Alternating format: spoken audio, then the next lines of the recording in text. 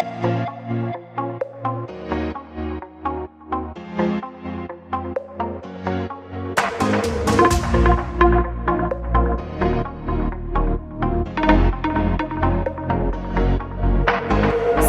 nazını duyup yaşayım, sözlerinden, qarashingdan soyladım men seni gina ming shishaklar arasından.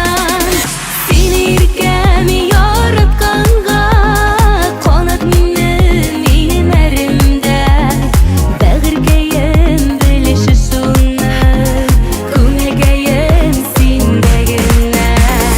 Seni yelkami yoritganga qonat mening erimda bag'rigayam bilishi sunnat ko'ngilgayam sendagina.